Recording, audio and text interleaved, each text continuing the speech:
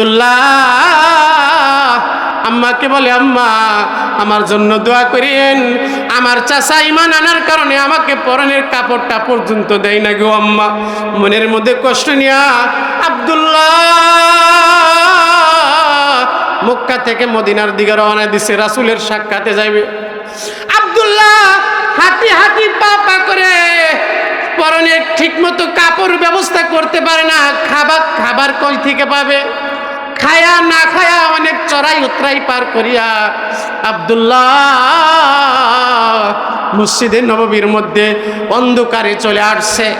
আল্লাহর নবী, বিশ্ব নবী রাহমাতুল লিল আলামিন দেখতেছেন যে হঠাৎ করে ফজরের নামাজ পড়ার জন্য আল্লাহর নবী ঘর থেকে বের হয়ে দেখে একজন যুবক শীতের মধ্যে থর থর থর থর করে কাঁপতেছে। আল্লাহর নবী, বিশ্ব নবী রাহমাতুল লিল আলামিন বলেন, এরে যুবক তুমি কে? আল্লাহর নবীকে আল্লাহর নবী ডাক দেয়, যুবক কে গো তুমি? শীতের মধ্যে এভাবে থর থর করে কাঁপতেছো কেন? বাহিরের মধ্যে কেন দাঁড়ায় আছো? আব্দুল্লাহ ডাক দিয়ে বলে, ইয়া রাসূলুল্লাহ, আমার নাম আগে ছিল আব্দুল্লাহ, এখন আমার নাম আগে ছিল আব্দুল উজ্জা, এখন আমার নাম আপনি দিয়েছেন আব্দুল্লাহ।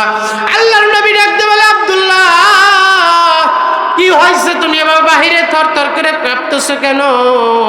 আব্দুল্লাহ ডাক দিয়ে বলে, ইয়া রাসূলুল্লাহ, আপনার উপর ঈমান আনার কারণে এই অপরাধে আমার চাচা আমাকে ধন সম্পদ থেকে আমাকে বঞ্চিত করে দিছে। শুধু তাই নয়, আমাকে পরনের কাপড়টা পর্যন্ত আমার চাচা নিয়ে নিয়েছিল। আব্দুল্লাহ ডাক দিয়ে বলে, ইয়া রাসূলুল্লাহ, ইয়া হাবিবাল্লাহ, নবী গো, আমি সব কিছু ছাড়তে রাজি, কিন্তু আল্লাহ এবং তার রাসূলকে ছাড়তে রাজি না। আল্লাহর নবী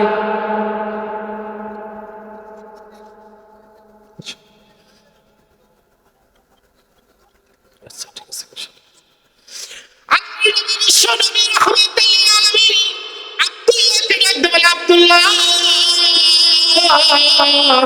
আরে আব্দুল্লাহ শীতের মধ্যে কেন কাঁপতেছ? আব্দুল্লাহ তার বিস্তারিত ঘটনা খুলে বললেন, না গো আল্লাহর নবী, আমার এই অবস্থা। আব্দুল্লাহর কথা শুনিয়া আল্লাহর নবী, বিশ্ব নবীর চোখের মধ্যে পানি চলে আসছে। আমার নবীর পানি চোখ দিয়ে বের হইয়া দাড়ি ভিজে মদিনার জমিনটা পর্যন্ত ভিজা যাইতেছে। আমার নবী আর ডাক দেয়, আব্দুল্লাহ তুমি আমার কাছে আসছো, আর কোনো টেনশন নাই, আর কোনো টেনশন করিও না রে আব্দুল্লাহ, আমার কাছে আসছো, আমি নবী তোমার থাকা খাওয়ার সম্পূর্ণ বন্ধ ব্যবস্থা করে দিব। বলেন সুবহানাল্লাহ। আল্লাহর নবী, বিশ্ব নবী রাহমাতুল লিল আলামিন আসহাবে সুফার সাহাবীদেরকে ডাকলেন, ডাক দিলেন, আজকে থেকে আব্দুল্লাহ তোমাদের সাথে মসজিদে নববী আসহাবে সুফার মধ্যে থাকবে। শুধু তাই নয়, তোমরা আমার আব্দুল্লাহকে তোমরা সুন্দরভাবে কোরআনে কারিমের শিক্ষা দিবা। আল্লাহর নবী, বিশ্ব নবী রাহমাতুল লিল আলামিন অর্ডার দেওয়ার সঙ্গে সঙ্গে সাহাবায়ে কেরামরা আব্দুল্লাহকে মসজিদে নববীর মধ্যে নিয়ে গেলেন। মসজিদে নববীর মধ্যে যায়া আব্দুল্লাহ কোরআন তেলাওয়াত শিখতেছেন। একদিন যায়, দুই দিন যায়, আব্দুল্লাহ কোরআন তেলাওয়াত শেখার পরে আব্দুল্লাহ জোরে জোরে জোরে জোরে কোরআন তেলাওয়াত করে। অনেক মানুষ নামাজে থাকে, ডিস্টার্ব হয়। হযরত ওমর রাদিয়াল্লাহু আনহু আল্লাহর নবীকে ডাকতে বলে, ইয়া রাসূলুল্লাহ, ইয়া হাবিবাল্লাহ, আপনার সাহাবী আব্দুল্লাহ সে এত জোরে জোরে কোরআন তেলাওয়াত করে গো নবী, আর জোরে জোরে কোরআন তেলাওয়াতের কারণে আমরা যারা আশেপাশে থাকি আমাদের ডিস্টার্ব হয়, আমাদের সমস্যা হয়। আল্লাহর নবী ডাক দিয়ে বলে, আরে ওমর, আমার আব্দুল্লাহ রে তোরা কোরআন শরীফ আস্তে পড়তে বলিস না, আমার আব্দুল্লাহ রে কোরআন শরীফ জোরে পড়তে দে। আল্লাহর নবীকে হযরত ওমর ডাক দিয়ে বলে, ইয়া রাসূলুল্লাহ, কি কারণে জোরে পড়বে? হযরত ওমর আল্লাহর নবীকে বলে, ইয়া রাসূলুল্লাহ, ইয়া হাবিবাল্লাহ, আব্দুল্লাহ কেন কোরআন কারীম জোরে পড়ার অনুমতি দিলেন না গো আল্লাহর নবী? আমার নবী ডাক দিয়ে বলে, ওমর, আমার আব্দুল্লাহ ঘর সারিয়ে আসছে, ধন সম্পদ সারিয়ে আসছে, পরনের কাপড় পর্যন্ত আনতে পারে নাই, পরের কাপড়টা পর্যন্ত তার চাচা খুলে রেখে দিয়েছে। ওযু করিয়া আসল তারা অনবী তোমার কুঠুরির সম্মুখে, খোঁজ করিয়া আসল তারা অনবী তোমার কুঠুরির সম্মুখে, নবী পাকের নূরের ঝলক, আমার নবী পাকের নূরের ঝলক লাগল তাদের চোখ মুখে, যে নূরেরই ঝলকানিতে ও ভাই চোখ জলসে গেল, যে নূরেরই ঝলকানিতে ও ভাই চোখ জলসে গেল,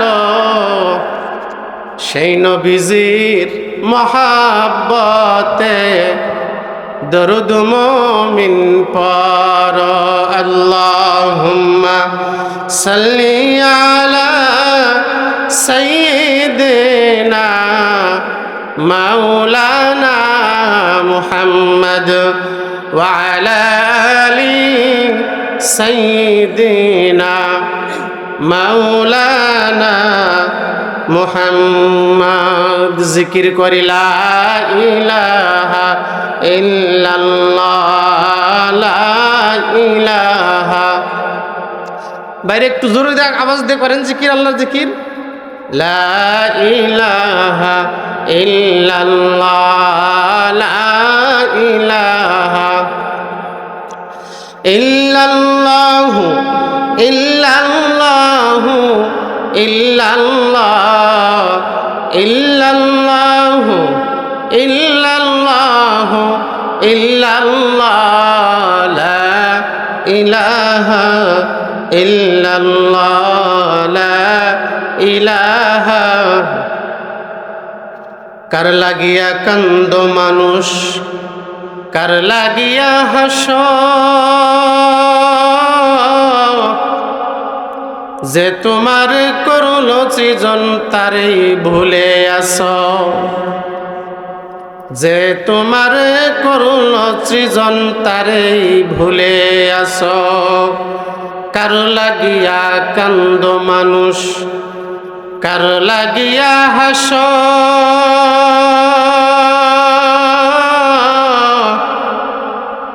যে তোমার করুল সৃজন তারেই ভুলে আসো, যে তোমার করুল সৃজন তারেই ভুলে আসো। এই পৃথিবীর মালিক যিনি, ও ডাকো তারে নিশিদিনী, এই পৃথিবীর মালিক যিনি, ডাকো তারে নিশিদিনী। ওরে যার হাতেতে মরণ সবার, আমাদের মরণ কার হাতে ভাই? আমাদের হায়াত কার হাতে? মরণ কার হাতে? ওরে যার হাতেতে মরণ সবার, যার দয়াতে বাসো, যে তোমার হে করুল সৃজন তারে ভুলে আসো, যে তোমার হে করুল সৃজন তারে ভুলে আসো। ও ভুলে গেছো, ভুলে গেছো তুমি কবরের জীবন, তবুও তোর একদিন হবে মরণ। ভুলে গেছো তুমি কবরের জীবন, ওরে একদিন তোর হবে মরণ। আমরা যদি মৌতকে ভুলে যাই, মৌতকে আমাদেরকে ভুলে যায়। আমরা মৌতকে ভুলে যাইয়া যত প্রকারের গুনাহের কাজ আছে সব গুনাহের কাজ করতেছি, কিন্তু দুঃখজনক হলেও সত্য, আল্লাহ বলেন আইনামা তাকুনু ইদরিকুকুমুল মাউত ওয়ালাউ কুনতুম ফি বুরুজিম মুশাইয়াদা। বলেন আল্লাহু আকবার। আমার আল্লাহ ডাক দিয়ে বলেন আইনামা তাকুনু ইদরিকুকুমুল মাউত ওয়ালাউ কুনতুম ফি বুরুজিম মুশাইয়াদা।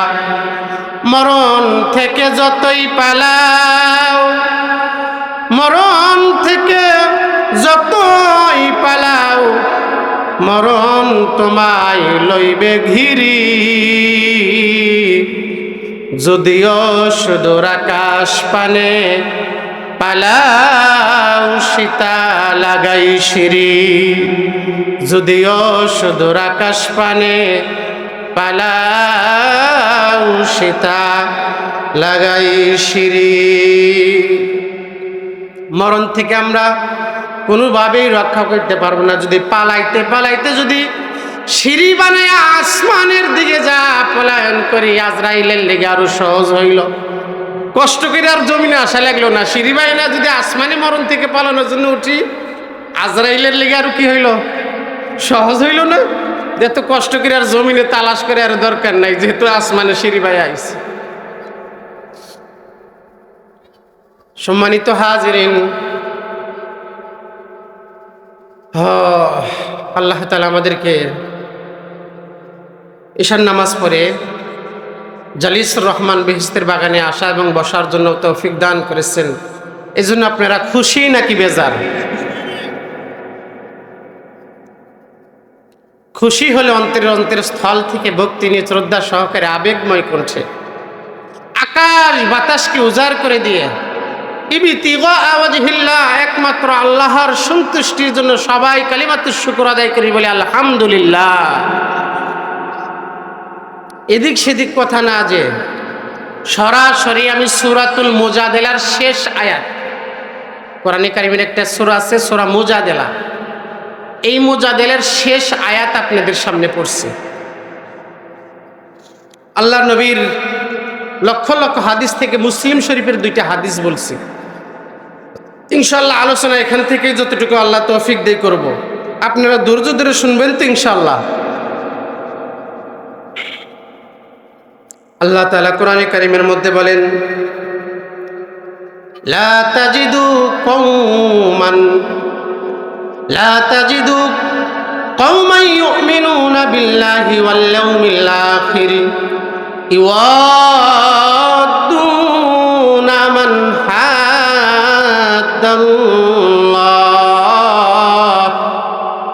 মান হাদ্দাল্লাহ ওয়া রাসূলুহু। আল্লাহ তাআলা কোরআনে কারীমের এই আয়াতের মধ্যে ইরশাদ করেন লা তাজিদু কওমান ইউমিনুনা বিল্লাহি ওয়াল ইয়াউমিল আখির। হে নবী, আপনার দেশের মানুষের মধ্যে, কওমের মানুষদের মধ্যে, গোত্রের মধ্যে থেকে আপনি এমন কোন মুমিন বান্দা খুঁজে পাইবেন না, এমন কোন মুমিন বান্দা আপনি খুঁজে পাইবেন না যেই মুমিন বান্দা হামান হাদ্দাল্লাহ ওয়া রাসূলুহু, যে ব্যক্তি বন্ধুত্ব করে, ইউআদুনা মান হাদ্দাল্লাহ ওয়া রাসূলুহু, যেই মুমিন ব্যক্তি বন্ধুত্ব করে ওই ব্যক্তির সাথে যে আল্লাহর দুশমন, রসুলের দুশমন, যে আল্লাহর দুশমন এবং যে রসুলের দুশমন, কোনো মুমিন ব্যক্তিকে এমন খুঁজে পাইবেন না যে মুমিন ব্যক্তি আল্লাহ এবং রাসূলের দুশমনের সাথে বন্ধুত্ব করে। এটা মুমিনের শান না, এটা মুমিনের সিফাত না, গুণ না। মুমিন কোনোদিন আল্লাহ এবং রসুলের দুশমনের সাথে বন্ধুত্ব করতে পারে? বুঝতেন আমার কথা? আল্লাহ বলতেছেন যে যে ভিতরে ঈমান দাবি করবে যে আমার মধ্যে আল্লাহর মহব্বত আছে, রসুলের মহব্বত আছে, আল্লাহ রসুলের মহব্বতই তো ঈমান। আল্লাহ রসুলের মহব্বত ঈমান না? আল্লাহ তাআলা বলতেছেন যার ভিতরে আল্লাহর মহব্বত আছে, রসুলের মহব্বত আছে, এ কোনোদিন যে আল্লাহর দুশমন, রসুলের দুশমন, আল্লাহকে গালি দেয়, রসুলকে গালি দেয়, একে বন্ধু হিসাবে গ্রহণ করতে পারে না, কোনোদিনও পারে না। এটা আমার কথা নাকি আল্লাহর কথা? আর একটু জোরে বলেন কার কথা? আল্লাহ পাকের কথা। আল্লাহ তাআলা কোরআনে কারীমের মধ্যে এখানে বলতেছেন যে আল্লাহর সাথে রসুলের সাথে যেই ব্যক্তি দুশ্মনী করবে, দুশ্মনী রাখবে, ওই ব্যক্তির সাথে কশ্চিন কালেও কোনো মুমিন বন্ধুত্ব রাখতে পারে না। আল্লাহ তাআলা কোরআনে কারীমের মধ্যে আরেকটু ওয়াজাহাত করে বলতেছেন ওয়ালাউ কানু আবাআহুম আও আবনাআহুম আও ইখওয়ানাহুম আও আশীরাতাহুম উলাইকা কাতাবা ফি কুলুবিহিমুল ঈমান। আল্লাহু আকবার। আল্লাহ তাআলা বলতেছেন কোরআনে কারীমের মধ্যে যে মুমিন ব্যক্তি কোনো সময় আল্লাহর দুশমন রাসূলের দুশমনের সাথে বন্ধুত্ব করতে পারে না। আল্লাহর দুশমন রাসূলের দুশমন কেমন হইলে? আল্লাহ বলতেছেন ওয়ালাউ কানু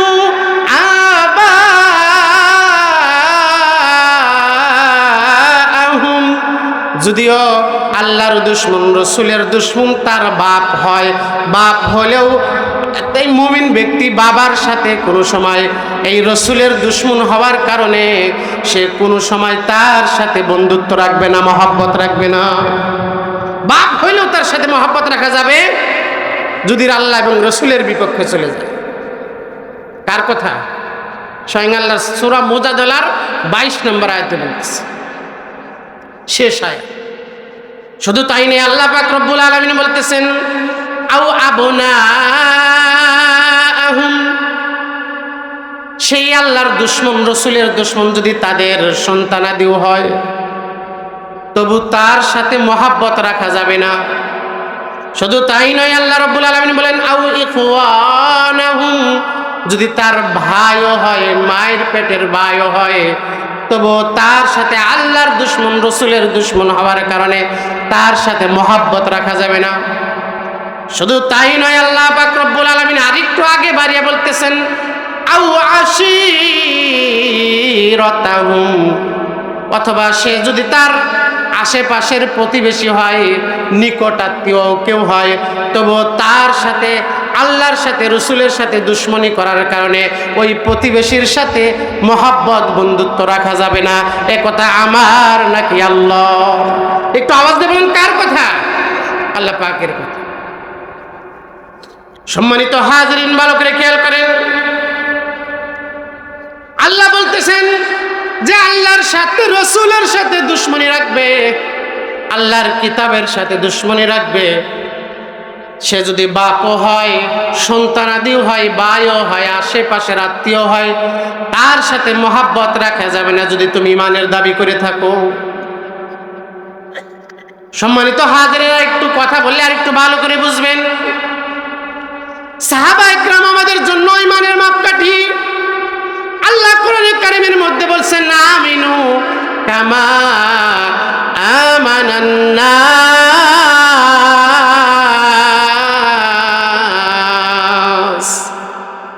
আল্লাহ রাব্বুল আলামিন বলতেছেন হে দুনিয়ার মানুষেরা, সাহাবা একরাম যেভাবে ঈমান আনছে সেভাবে তোমরা ঈমান আনো। কথা কার? সূরা বাকারার মধ্যে আল্লাহ বলতেছেন আমিনু কামা আমানান নাস। সাহাবা একরাম যেমন আনছে ঈমান আনছে, এমন ঈমান আনো। মুসলমান ভাইরা আমার, সাহাবা একরাম কেমন আল্লাহর উপর ঈমান আনছেন একটু আমাদের দেখা দরকার আছে না নাই? আল্লাহর নবীর একজন সাহাবী, যার নাম হলো হযরতে আব্দুল্লাহ যুল বাজদাইন। তার ইসলাম গ্রহণের পূর্বের আগের নাম ছিল আব্দুল উজ্জা।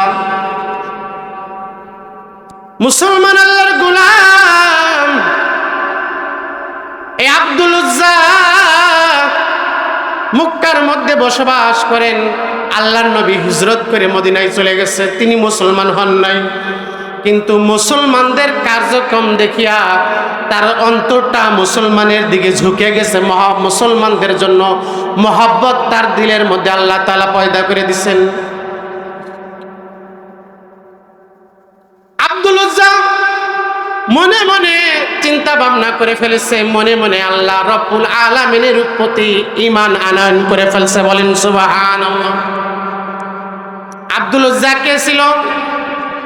ছোটবেলা থেকে তিনি চাচার কাছে বড় হয়েছেন।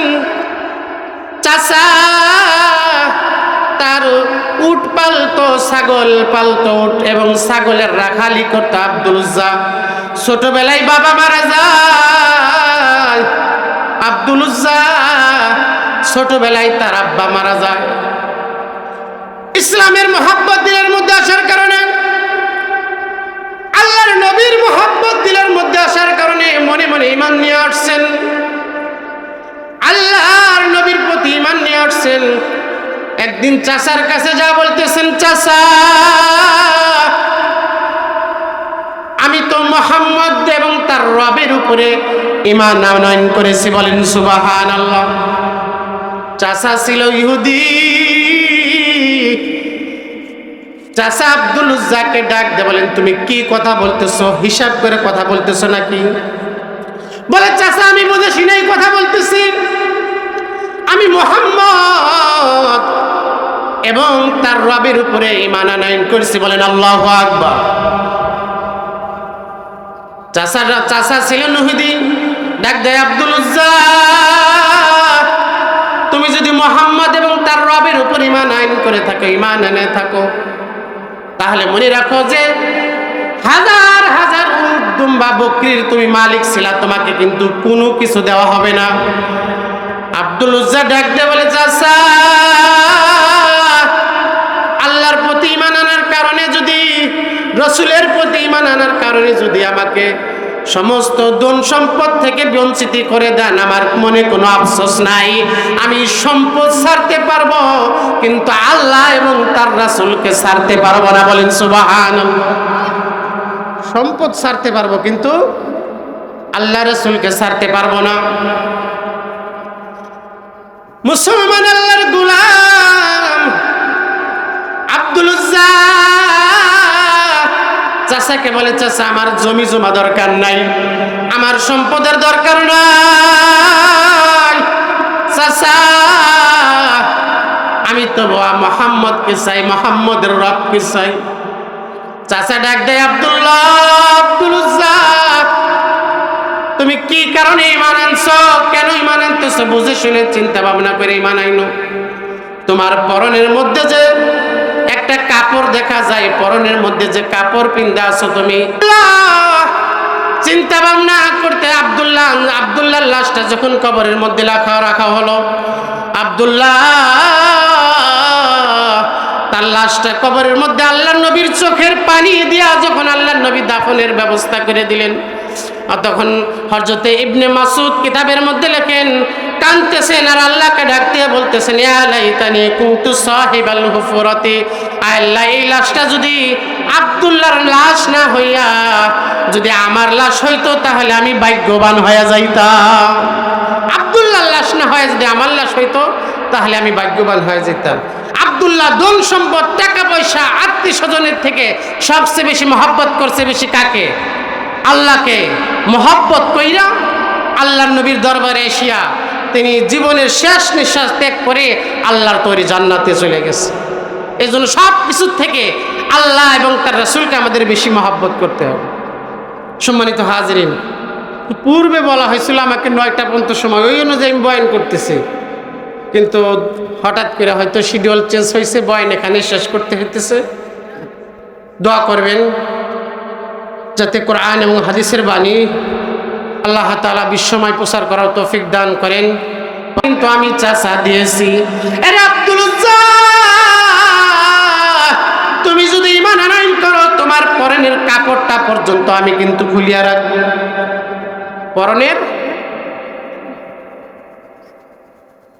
আব্দুল উজ্জা ডাক দেয়া বলে, চাচা ঈমান আনার কারণে যদি আপনি রাগ পান, রাগ করে যদি আমার পরনের কাপড় পর্যন্ত খুলে আনেন, আমার মনের মধ্যে কোনো দুঃখ নাই, কারণ আমি ঈমান আনছি, আমার ঈমান বড়, আমার পরনের কাপড়ের থেকেও আমার ঈমান বড়, আমার জীবনের চাইতেও আমার ঈমান বড়। বলেন সুবহানাল্লাহ। আব্দুল উজ্জা ইসলাম গ্রহণের পর তার নাম দেওয়া হয়েছিল আব্দুল্লাহ। আব্দুল্লাহ চাচাকে বলছে, চাচা তাহলে আপনার বাড়ি থেকে আমি চলে গেলাম। চাচা ডাক দেয়, তোমার পরনের মধ্যে যে কাপড়, এই কাপড়টা খুলে রেখে যাও, তোমাকে আমি কাপড় পর্যন্ত দেব না, তুমি মুহাম্মদের উপর ঈমান আনছো কেন? আব্দুল্লাহ ডাক দিয়ে বলে, চাচা আমার যদি কাপড় পর্যন্ত আপনার কাছে খুলে যাইতে হয় আমার আফসোস নাই। আব্দুল উজ্জার কাছে তার চাচা পরনের কাপড় পর্যন্ত খুলিয়া রাখছে, শরীরের মধ্যে প্রহার করতেছে, মারপিট করতেছে। আব্দুল্লাহ দেরি করে নাই, চাচার ঘর থেকে চলে গেছে মায়ের কাছে। মা যেখানে থেকে ডাক দিয়ে বলে,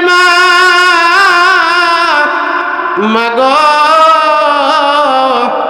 মা বলে ডাক দেওয়ার সঙ্গে সঙ্গে মা ঘর থেকে বের হয়ে দেখে তার সাবালক সন্তান, যুবক সন্তান বিবস্ত্র অবস্থায় আছে, লুঙ্গ হয়ে আছে।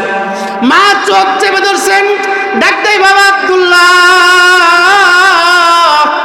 তোমার পরনের কাপড় কই গেল? আব্দুল্লাহ ডাক দেয়, মা আমি আল্লাহর উপর ঈমান আনার কারণে আমার চাচা আমার ধন সম্পদ রাখিয়ে দিয়েছে, পরনের কাপড় রাখিয়া দিয়েছে, শরীরের মধ্যে মারপিট করেছে গো মা। ও গো মা তাড়াতাড়ি দেরি করেও না, আমাকে পরন লজ্জায় স্থান ঢাকার জন্য কাপড় দাও, কম্বল দাও। মা ঘর থেকে কম্বল দিলে কম্বলটা দুই টুকরা করে, এক টুকরা দিয়া লজ্জায় স্থান ঢাকে, আর এক টুকরা দিয়া আব্দুল্লাহ শরীরের অন্যান্য অঙ্গ ডাকিয়া এবার রওনা দিছে আল্লাহর নবীর দরবারে, মক্কা থেকে মদিনার দিকে। বলেন সুবহানাল্লাহ।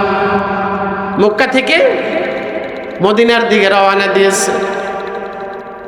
আব্দুল্লাহর দিলের মধ্যে মদিনা যাওয়ার আগ্রহ, মদিনার জন্য আব্দুল্লাহর দিল কান্দে।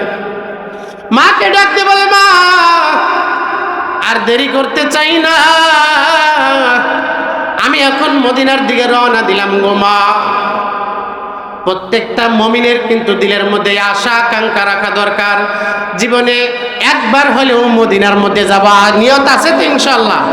জীবনে একবার হলেও মদিনা যাব, নিয়ত আছে তো ইনশাআল্লাহ? আমি জীবনে একবার মদিনায় যাব। বলেন আমার সাথে, আমি জীবনে একবার মদিনায় যাব। স্টেজের মিক্সার একটু কমে, স্টেজের মিক্সার একটু কমে হালকা। আমি জীবনে একবার মদিনায় যাব, মদিনায় যাব, মদিনায় যাব, আমি নবীজির কদমে সালাম জানাবো। রাসূলের কদমে সালাম জানার নিয়ত আছে তো ইনশাআল্লাহ? মানুষ কত গান গায়, এই যে একটা গজল, এই গজলটা যদি নীরবে নিবৃত্তে দোয়া আল্লাহর কাছে বলে আর কান্না করে, আশাবাদী এই গজলটা শুধু গজল না, আল্লাহর দরবারে দোয়া। এভাবে যদি গজল গাইতে পারে আল্লাহ তাআলা 2 দিন আগে পিছে আবেগ নিয়ে কইলে আল্লাহ তাআলা মদিনার সাক্ষাৎ করাইবে। বলেন আল্লাহু আকবার। আমি জীবনে একবার মদিনায় যাব, আমি জীবনে একবার মদিনায় যাব, মদিনায় যাব, মদিনায় যাব, আমি নবীজির কদমে সালাম জানাবো। যাব কেমনে আল্লাহ রাস্তা বাতাও না, যাব কেমনে আল্লাহ রাস্তা বাতাও না, নবীজির দিদার মোরে নসিব করো না। বলেন আল্লাহুম্মা আমিন। আল্লাহর নবী হাদিস শরীফের মধ্যে ইরশাদ করছেন, মান রাআনি ফাকাদ রাআনিল হক। বলেন আল্লাহু আকবার। আল্লাহর নবী বিশ্ব নবী রাহমাতুল লিল আলামিন হাদিস শরীফের মধ্যে ইরশাদ করেন, আমার যে উম্মত স্বপ্নে যুগে আমি নবীকে দেখলো, সেজন্য সত্য সত্যই আমি নবীকে দেখলো। বলেন সুবহানাল্লাহ। আর যে উম্মত আমি নবীকে দেখলো, ওই উম্মতের জন্য আমি নবীর সুপারিশ ওয়াজিব হয়ে যায়। বলেন আল্লাহু আকবার। সম্মানিত হাজিরিন, কবি বলতেছেন, আয় আল্লাহ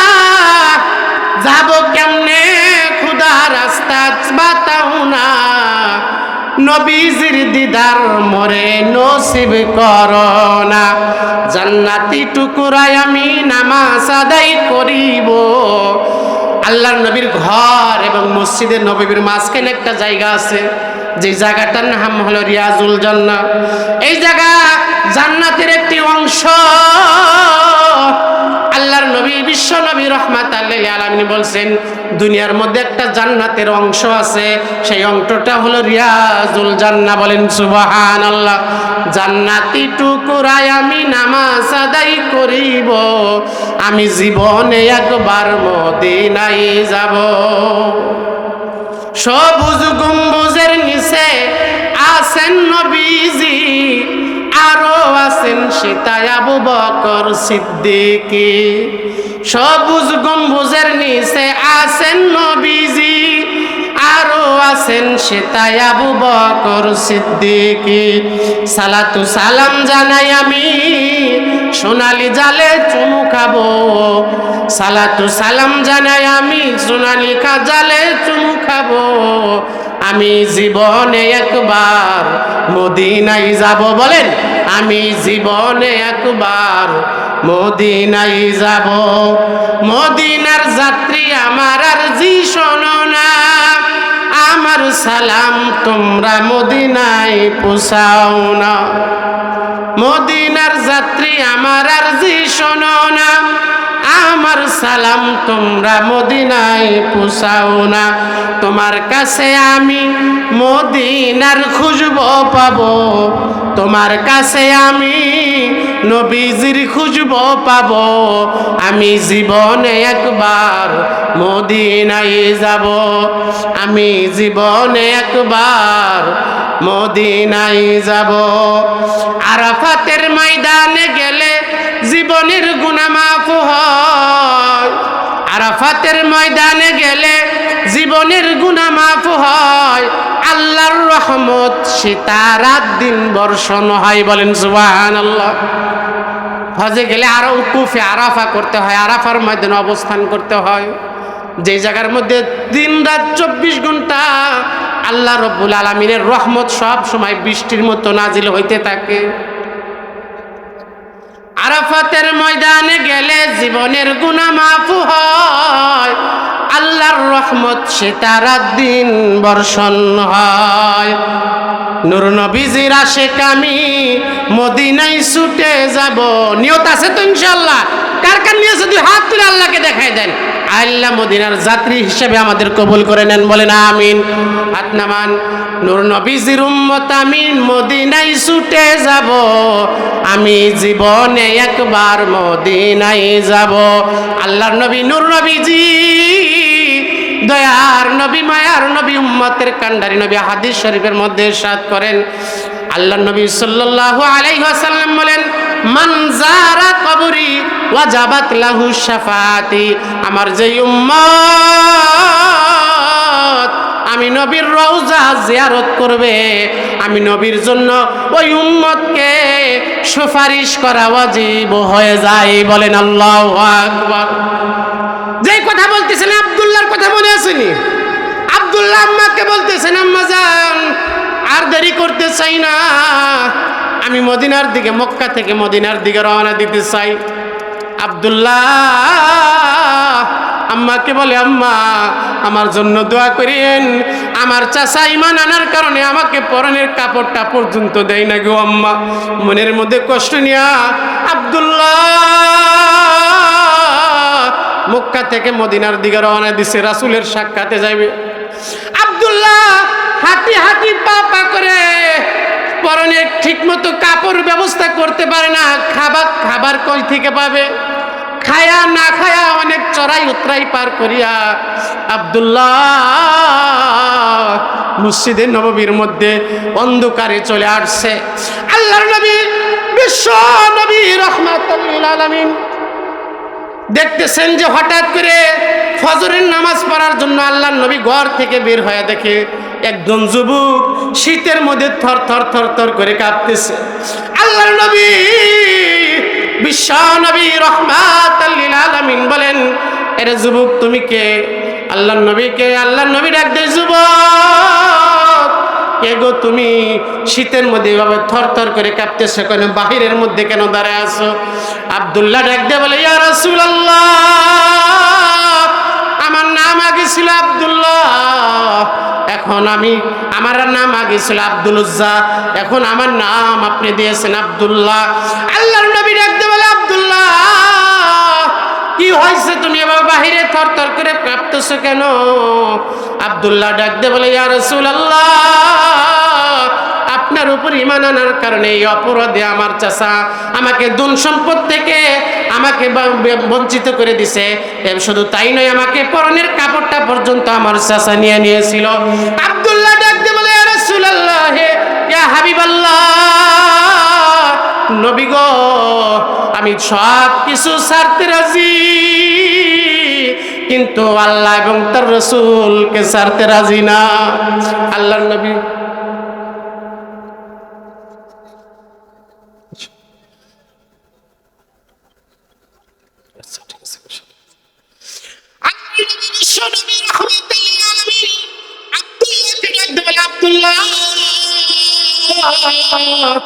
আরে আব্দুল্লাহ, শীতের মধ্যে কেন কাঁপতেছ? আব্দুল্লাহ তার বিস্তারিত ঘটনা খুলে বললেন, না গো আল্লাহর নবী, আমার এই অবস্থা। আব্দুল্লাহর কথা শুনিয়া আল্লাহর নবী, বিশ্ব নবীর চোখের মধ্যে পানি চলে আসছে। আমার নবীর পানি চোখ দিয়ে বের হইয়া দাড়ি ভিজে মদিনার জমিনটা পর্যন্ত ভিজা যাইতেছে।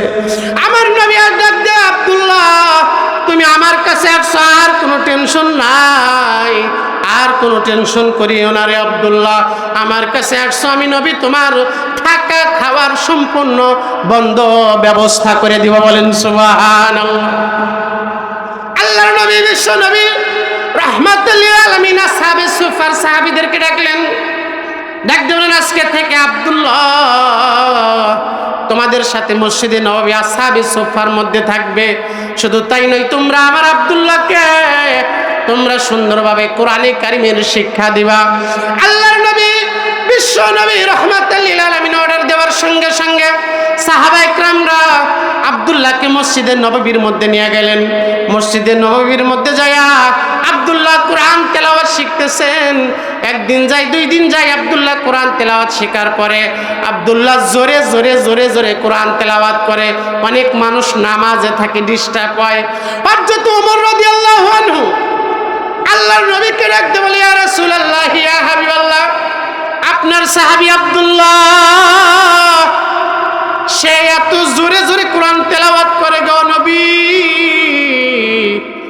আর জোরে জোরে কোরআন তেলাওয়াতের কারণে আমরা যারা আশেপাশে থাকি আমাদের ডিস্টার্ব হয়, আমাদের সমস্যা হয়। আল্লাহর নবী ডাক দিয়ে বলে, আরে ওমর, আমার আব্দুল্লাহরে তোরা কোরআন শরীফ আস্তে পড়তে বলিস না, আমার আব্দুল্লাহরে কোরআন শরীফ জোরে পড়তে দে। আল্লাহর নবীকে হযরত ওমর ডাক দিয়ে বলে, ইয়া রাসূলুল্লাহ, কি কারণে জোরে পড়বে? হযরত ওমর আল্লাহর নবীকে বলে, ইয়া রাসূলুল্লাহ, ইয়া হাবিবাল্লাহ, আব্দুল্লাহ কেন কোরআন কারীম জোরে পড়ার অনুমতি দিলেন না গো আল্লাহর নবী? আমার নবী ডাক দিয়ে বলে, ওমর, আমার আব্দুল্লাহ ঘর সারিয়ে আসছে, ধন সম্পদ সারিয়ে আসছে, পরনের কাপড় পর্যন্ত আনতে পারে না, পরনের কাপড়টা পর্যন্ত তার চাচা খুলে রেখে দিয়েছে। সুদূর মক্কা থেকে মদিনায় হজরত করে কষ্ট করে আসছে। আরে ওমর, আব্দুল্লাহর ভিতরের মধ্যে চাপা কষ্ট আছে, এই কষ্টটা দূর করার জন্য আব্দুল্লাহ জোরে জোরে কোরআন তেলাওয়াত করে, তারে তোমরা বাধা দিও না রে ওমর। আর যত আল্লাহর নবীর কথা শুনে ওমর আর কোনো কথা বলে না। এভাবে আব্দুল্লাহ আল্লাহর নবীর দরবারে মসজিদে নববীতে থাকেন খান। হঠাৎ করে কয়েকদিন পর হুনাইন যুদ্ধের দামামা বেজে গেল। অল্প কয়েকদিন পর আব্দুল্লাহ যখন আল্লাহর নবীর সাথে যুদ্ধের ময়দানে যাওয়ার জন্য আল্লাহর নবীকে অনুরোধ জানাইলেন, যেই যুদ্ধের জন্য আল্লাহর নবীর অনেক কষ্ট হয়েছিলেন, সেই যুদ্ধটার নাম হলো তাবুকের যুদ্ধ। কোন যুদ্ধ? ইসলামের অনেকগুলো যুদ্ধ হয়েছিল, তার মধ্যে একটা যুদ্ধ নাম কি? তাবুকের যুদ্ধ। তাবুকের যুদ্ধের দামামা বেজে গেল। এলান হইতেছে তাবুকের যুদ্ধে যাই, তাবুকে যাইতে হবে। আল্লাহর নবী মহিলা পুরুষ মিলে প্রায় 30,000 সাহাবীদেরকে তৈরি করলেন এবং সাহাবীদেরকে বললেন, ও আমার সাহাবায়ে কেরামরা, তাবুক যুদ্ধে যাইতে হবে, তোমরা প্রস্তুতি গ্রহণ করো, ধন সম্পদ যার যা আছে যুদ্ধে যাওয়ার জন্য জমা দাও। বিভিন্ন সাহাবী যার যতটুকু সামর্থ্য আছিল সবাই জিনিসপত্র, টাকা পয়সা, খাদ্য দানা যা আছে সব জমা দিতে লাগলো। আব্দুল্লাহ ডাক দিয়ে বলে, ইয়া রাসূলুল্লাহ, ইয়া হাবিবাল্লাহ, আমি তো মাত্র কয়েকদিন যাবত টাকা পয়সা রাইখা পরনের কাপড়ও আনতে পারি নাই গো আল্লাহর নবী। সবাই তো টাকা পয়সা দেয় ও তাবুক যুদ্ধের জন্য, ওগো নবী গো, আমার তো মন চায় তাবুক যুদ্ধের জন্য টাকা পয়সা দেয়, কিন্তু আমার নাই। তবে আল্লাহর নবী গো, ওগো আল্লাহর হাবিব, আমার মনের মধ্যে একটা আশা আছে, আরজু আছে গো আল্লাহর নবী, আমি টাকা পয়সা দিতে পারি আর না পারি, আমার জীবন আছে, তাবুক যুদ্ধের মধ্যে আমি যাব।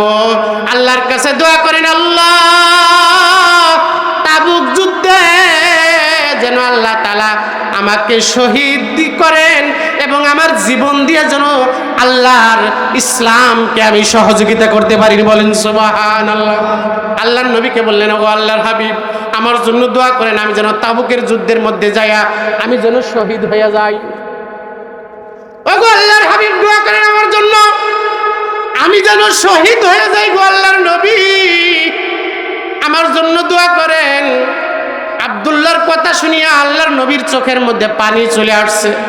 মাত্র কয়েকদিন আগে ধন সম্পদ সারিয়া, টাকা পয়সা সারিয়া, আব্বা তো ছোটবেলায় মারা গেছে, আম্মার কাছ থেকে বিদায় নিয়ে একা একা হিজরত করে মদিনার মধ্যে আসছে। এখন তাবুক যুদ্ধে যাওয়ার জন্য আমি নবীর কাছে অনুমতি চাই, আবার শহীদ হইতে চাই।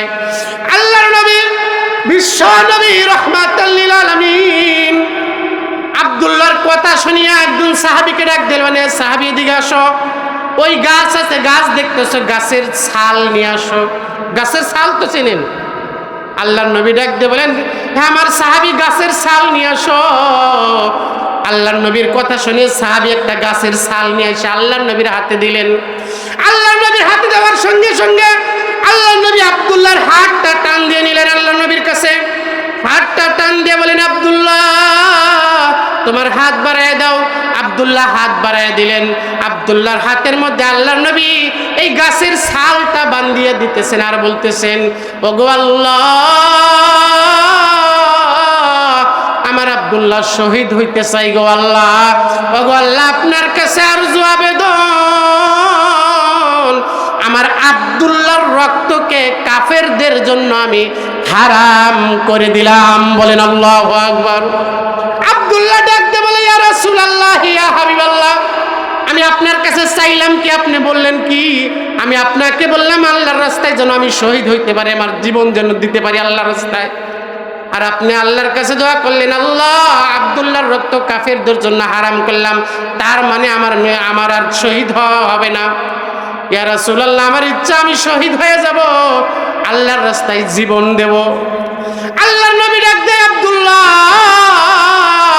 তুমি শহীদ হওয়ার যেহেতু ইচ্ছা, আল্লাহ অবশ্যই অবশ্যই তোমার ভিতরে শহীদি তামান্না থাকার কারণে একদিন না একদিন তুমি যে মৃত্যুবরণ করবা, জ্বরের কারণেও যদি তোমার মৃত্যু হয়, বিছানায়ও যদি তোমার মৃত্যু হয়, আল্লাহ তাআলা তোমাকে শহীদি মর্যাদা দান করে দিবেন। জোরে বলেন সুবহানাল্লাহ। আল্লাহর নবী, বিশ্ব নবী রাহমাতাল লিল আলামিন আব্দুল্লাহর হাতের মধ্যে ছাল পরিয়ে দিলেন। আল্লাহকে বললেন, আল্লাহ আব্দুল্লাহর রক্ত কাফেরদের জন্য হারাম করে দিলাম। এবার আব্দুল্লাহ আল্লাহর নবীর সাথে তাবুক যুদ্ধের মধ্যে চলে গেলেন। কিন্তু তাবুক যুদ্ধের মধ্যে একটা খুশির খবর হলো, আল্লাহর নবী নিজে সেনাপ্রধান হইয়া যুদ্ধের মধ্যে আসছে। এই খবর কাফের ইহুদিরা শুনিয়া তারা 2 লক্ষ সৈন্য নিয়ে সাথে সাথে পলায়ন করেছে, যুদ্ধ করা ছাড়াই পলায়ন করেছে। আল্লাহর নবী বিশ্ব নবী রাহমাতাল লিল আলামিন তাবুক যুদ্ধের মধ্যে যুদ্ধ করা ছাড়াই যখন বিজয় চলে আসছে, আল্লাহর নবী এত তাড়াতাড়ি মদিনার মধ্যে প্রত্যাবর্তন করলেন না। ওই যা তাবুকের আশেপাশে যত গ্রাম আছে, অঞ্চল আছে, সমস্ত অঞ্চলের মধ্যে দ্বীনের দাওয়াতি কাম করতে থাকলেন, দ্বীনের কোরআনের দাওয়াত দিতে থাকলেন, কালিমার দাওয়াত দিতে থাকলেন। আল্লাহর নবী বিশ্ব নবী রাহমাতুল লিল আলামিন তাবুকের মধ্যে দ্বীনের দাওয়াত দিতেছেন। হঠাৎ করে খবর পাইলেন যে আব্দুল্লাহর শরীরের মধ্যে জ্বর চলে আসছে। আল্লাহর নবী বিশ্ব নবী রাহমাতুল লিল আলামিন বলেন যে খবর পাইলাম আব্দুল্লাহর শরীরের মধ্যে জ্বর চলে আসছে। রাত পোহাতে না হইতে সন্ধ্যা হওয়ার আগে খবর আসলো আল্লাহর নবীর কাছে যে আপনার কাছে যে আব্দুল্লাহ ছিল দুইটা কম্বল নিয়া, যার কারণে তাকে বলে আব্দুল্লাহ জুলবাজদাইন। ওগো আল্লাহর নবী, কিছুক্ষণ আগে যে খবর পাইছিলেন আব্দুল্লাহর শরীরের জ্বর, সেই আব্দুল্লাহ জ্বরে আক্রান্ত হইয়া তাবুকের যুদ্ধের ময়দানে, এই তাবুকের ময়দানে আব্দুল্লাহ কিছুক্ষণ আগে ইন্তেকাল করিয়াছে। আল্লাহ নবী ভীষণ কষ্ট পাইলেন যে আব্দুল্লাহ শহীদ হওয়ার জন্য আল্লাহর কাছে দোয়া করছিলেন, কিন্তু আল্লাহর নবী আব্দুল্লাহর রক্ত কাফেরদের জন্য হারাম করছিলেন। আল্লাহর নবী আব্দুল্লাহর মৃত্যুর কথা শুনিয়া রাসূলের মনটা বার হয়ে গেলেন, চোখটা ভিজে গেলেন পানি দিয়া। আল্লাহর নবী বিশ্ব নবী বললেন, তোমার ভাই আব্দুল্লাহকে ভালো করে গোসল করাও, কাফনের কাফন পরাও। আল্লাহর নবী সাহাবীদেরকে বললেন, তোমরা কবর খনন করো আব্দুল্লাহর।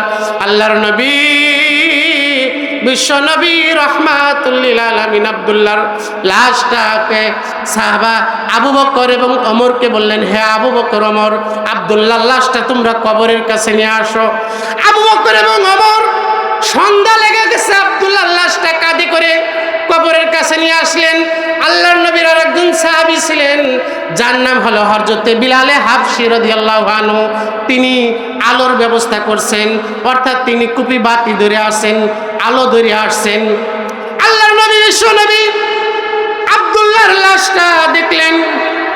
আবু বকর ওমরকে বললেন, তোমার ভাই আব্দুল্লাহর লাশটা আস্তে আস্তে আমার কাছে দাও, আব্দুল্লাহ যেন কোনো কষ্ট না পায়। আল্লাহর নবী আবু বকর ওমর উসমানকে বললেন, আমার আব্দুল্লাহর লাশটা আমার কাছে দাও। দুজাহানের বাদশাহ আকাই নামদার তাজেদারে মদিনা আল্লাহর নবী নিজে আব্দুল্লাহর কবরের মধ্যে রাখিয়া আবু বকর ওমরকে বলতেছেন, আমার আব্দুল্লাহর লাশটা আমার হাতের মধ্যে দাও। সুবহানাল্লাহ বলে। আব্দুল্লাহর লাশ কবরের মধ্যে শোয়াইতেছেন দুজাহানের বাদশাহ, আমার দয়ার নবী মায়ের নবী নিজ হাতে আব্দুল্লাহর লাশ নামাইতেছে কবরের মধ্যে।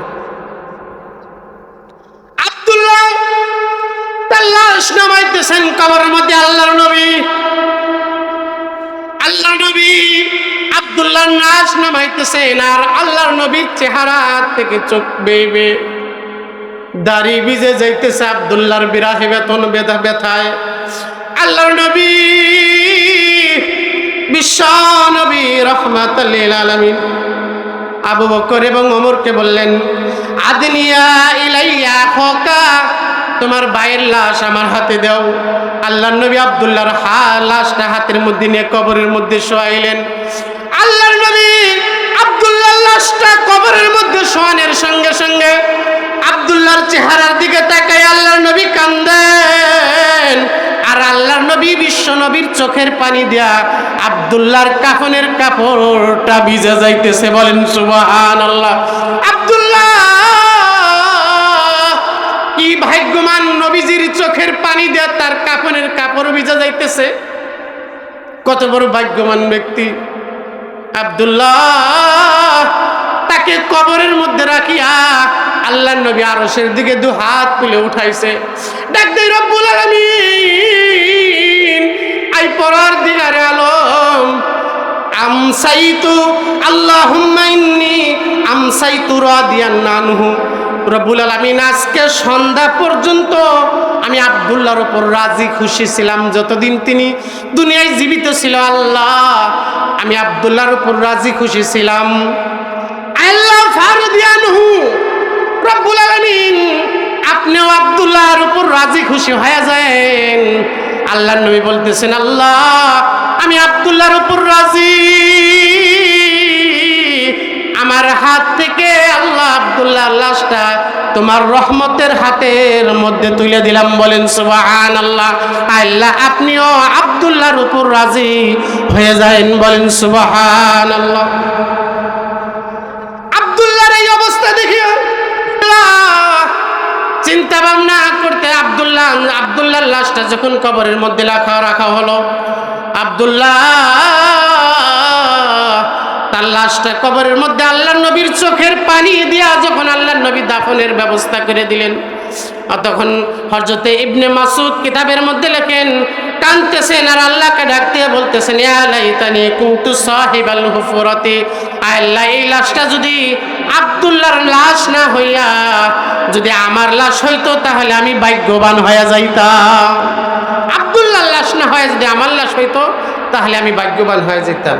আব্দুল্লাহ ধন সম্পদ, টাকা পয়সা, আত্মীয় স্বজনের থেকে সবচেয়ে বেশি মহব্বত করছে বেশি কাকে? আল্লাহকে। মহব্বত কইরা আল্লাহর নবীর দরবারে এসিয়া তিনি জীবনের শেষ নিঃশ্বাস ত্যাগ করে আল্লাহর তৈরি জান্নাতে চলে গেছে। এই জন্য সব কিছুর থেকে আল্লাহ এবং তার রাসূলকে আমাদের বেশি মহব্বত করতে হবে। সম্মানিত হাজিরিন, পূর্বে বলা হয়েছিল আমাকে 9টা পর্যন্ত সময়, ওই অনুযায়ী আমি বয়ান করতেছি, কিন্তু হঠাৎ করে হয়তো শিডিউল চেঞ্জ হয়েছে, বয়ান এখানে শেষ করতে হইতেছে। দোয়া করবেন যাতে কোরআন এবং হাদিসের বাণী আল্লাহ তাআলা বিশ্বময় প্রচার করার তৌফিক দান করেন।